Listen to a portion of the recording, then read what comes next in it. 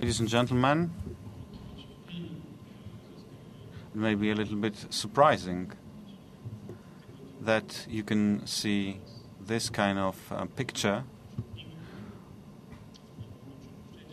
One could infer that on the conference, which is devoted to the safety and security on the Internet, the hardware is not fully protected. Maybe a museum has taken over and is trying to impose something. But this is not a coincidence that you can see this picture on the screen.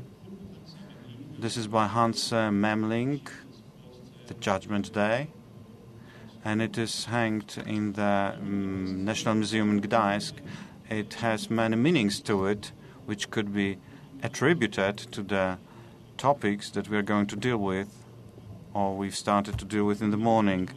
It can be understood as an allegory of good and evil.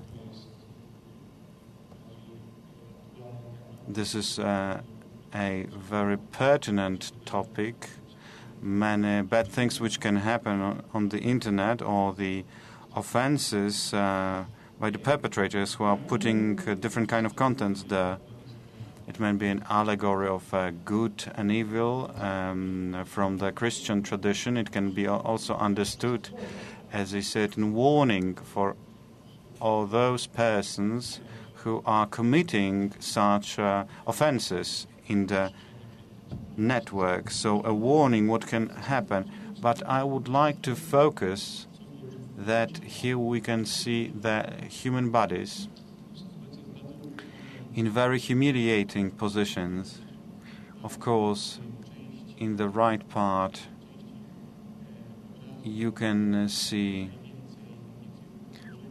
the biggest amount of humiliation and drastic scenes, and this is the testimony that in the history of art and in the previous epochs, one was not shying away from portraying human figures in very awkward positions.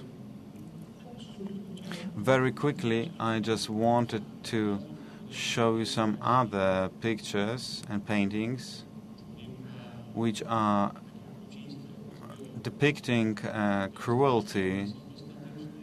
This is another Judgment Day. This is Albrecht Dürer's painting, 10,000 Martyrs. Another picture. We are moving to the individual cruelty. Another painting, the martyrdom of Saint Sebastian.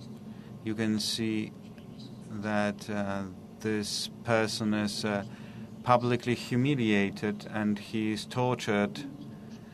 This is the painting by Caravaggio. Abraham cutting the head of Isaac. Another painting, Mars defeats Cupid. And I think I would like to show you two other pictures which refer to what the Ombudsman for Children's Rights is dealing with. Here by Francois Cocteau. As we know, we have pertinent legal rights which forbid such practices. Another quite shocking picture.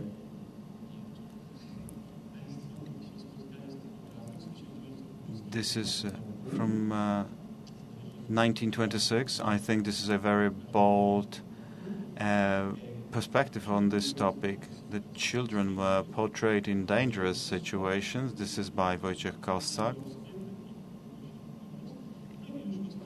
And the final painting by Mr. Grodka, a girl with fruits.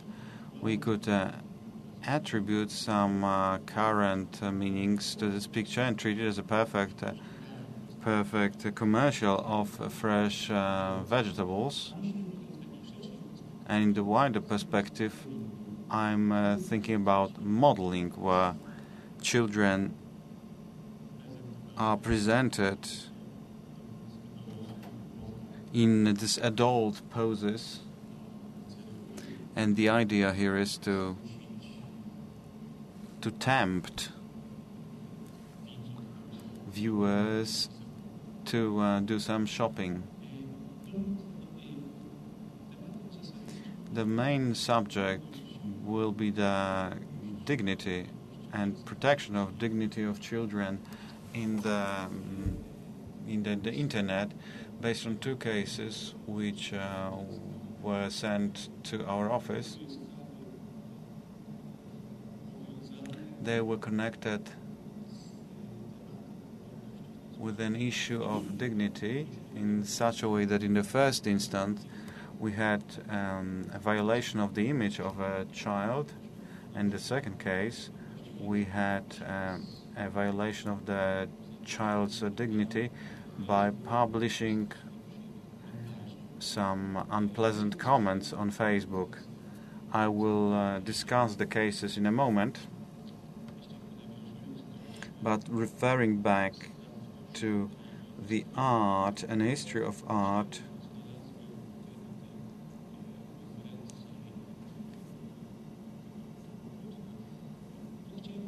I wanted to show that the issue of showing a human body in very humiliating positions is nothing new.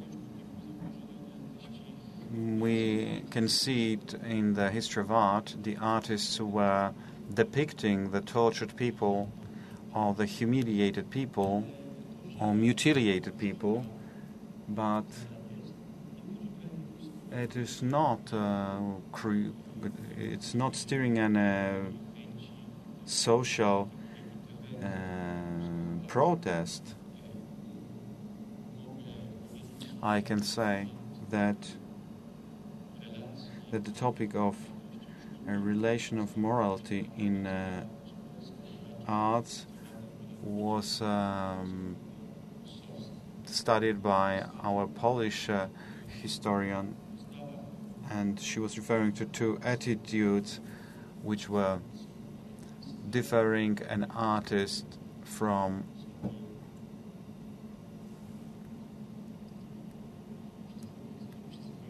persons who are decent.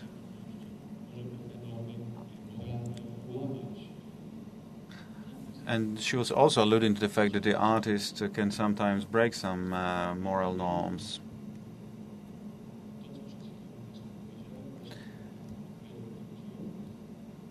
This is, in a nutshell, what I've just said about these works of art. What is important here?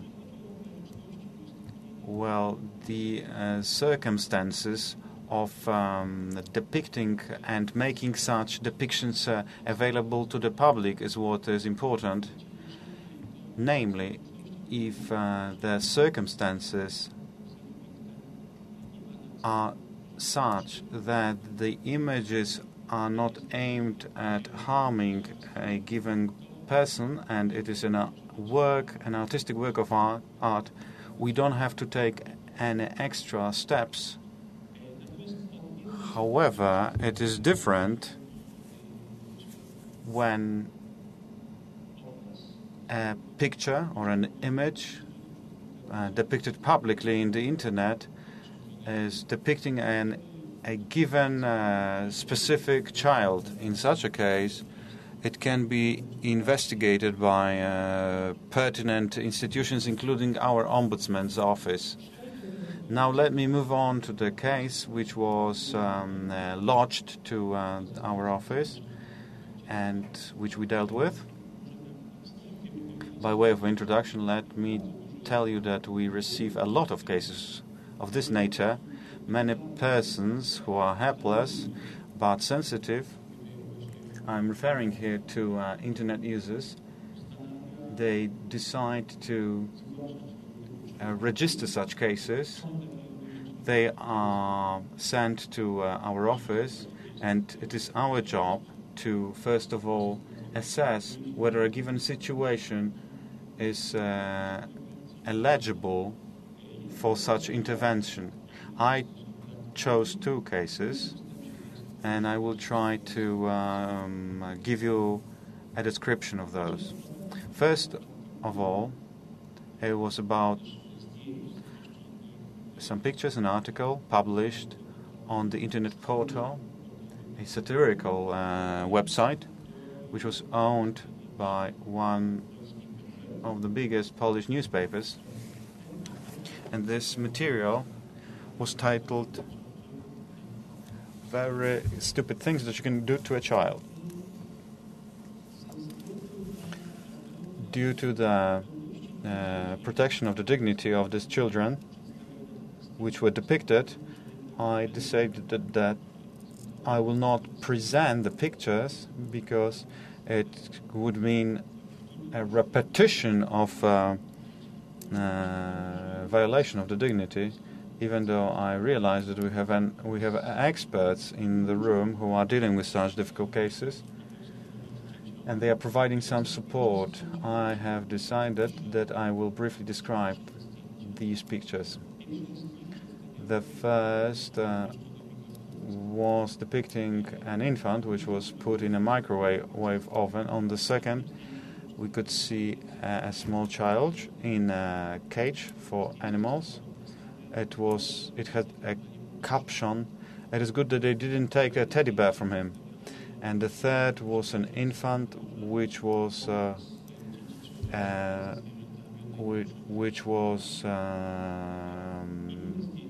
kind of playing with a serpent. And the next picture, an infant on the electric grill.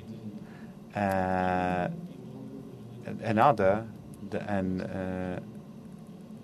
showed an infant which was which was inside a sandwich.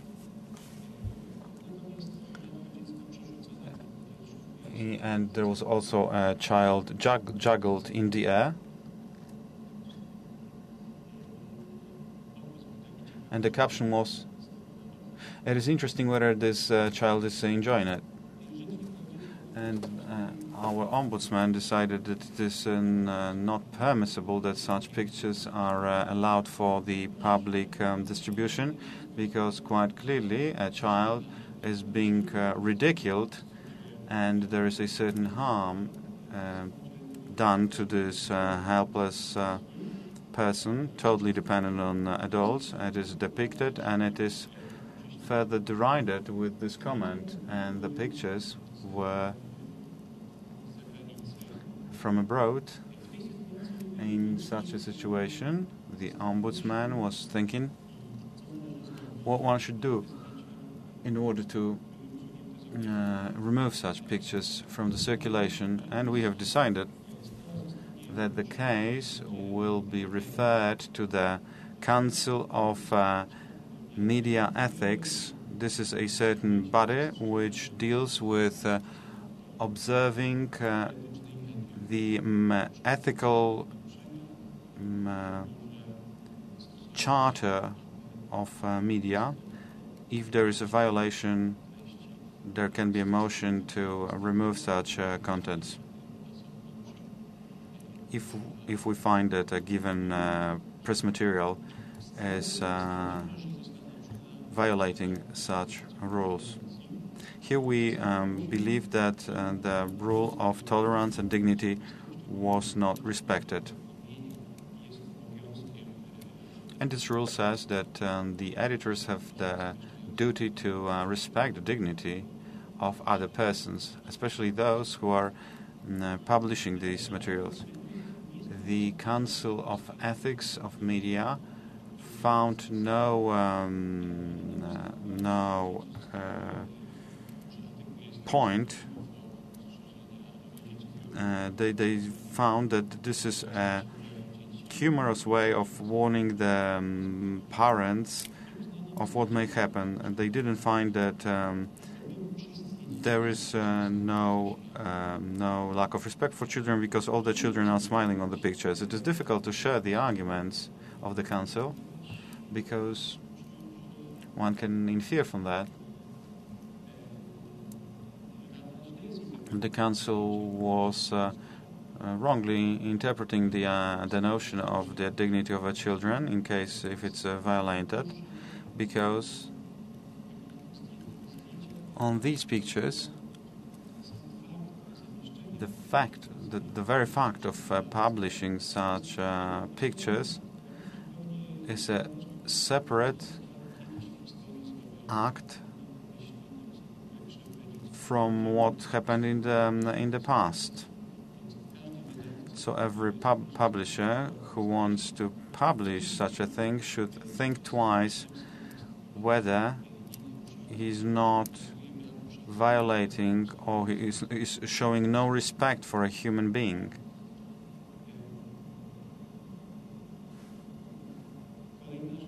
Another thing is a certain context.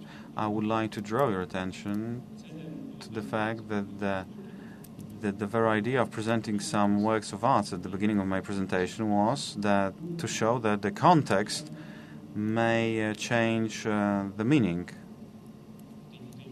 of this publication. So if it's a work of art, we can justify certain elements, but if the pictures that I've just described are placed on a satirical website, it is a clear proof that the persons who published it are mocking at someone else's harm, and it is not permissible. And as I said, the idea was the lack of understanding of the essence of the matter. The ombudsman asked the publisher to remove the pictures, but it was denied. Another case that the ombudsman dealt with was a case of violating the dignity of children with a written comment on Facebook, and it was there were some very negative descriptions and negative comments. We can call it hatred speech. The author of this comment said that these children will never start family, that they should be killed. This comment should not be placed, and the ombudsman registered this case to Facebook. It indicated that these kind of comments are promoting hatred, and that their publication on the Facebook website runs against the rules of the community. The reaction was very quick. It was removed from the network, from the Facebook. The Facebook agreed that it violated, so the effect was positive and quick. What is the problem which we see emerging from those two cases? Namely, not always the persons responsible for the publication of certain contents in the internet, on the press, realize that the dignity of a child is tantamount to the dignity of an adult. Sometimes one can have a sense that many authors treat a child as a teddy bear, which can be photographed, which may be placed in various contexts with total impunity, not realizing that this is a living human being and that dignity is a certain attribute that is protected up until the death of this person. So that there is a duty to preserve and respect the dignity of such a person. In order to interpret such content, one could refer to certain areas of knowledge, to anthropology, for example. And thanks to anthropology, we can learn what is an attribute of human being, what are his or her needs, what is the essence of human being, and what can be the reflection, what is violating the human dignity. In summary, as I said, it is an obvious thing, a conventional wisdom which is repeated in many situations, but as I presented it on the first case, many people tend to forget that when one publishes certain photographs in a satirical context, they violate their human dignity, which is inalienable. What would be my thought after dealing with two cases? I think that the law in every state surrenders in the face of the cases of violating the children's dignity in Internet. Internet is a global phenomenon, and as a consequence, it is very difficult to attribute a specific legal system to individual offenses or violations which we observe in the Internet. This is difficult to find a link between a given case and legal system of a specific country. It is a paramount problem, and more and more often the cases of violations of, for example, children's dignity, such cases where our moral intuition is saying that something is wrong,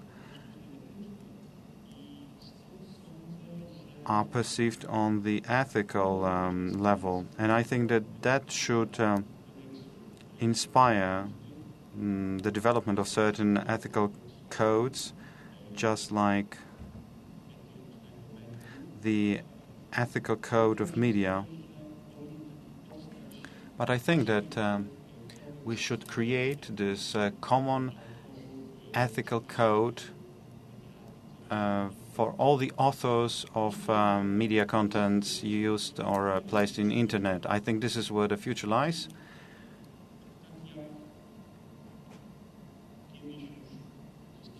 And just as it was said by ancient Romans, wherever we have a society, we see the emergence of the law.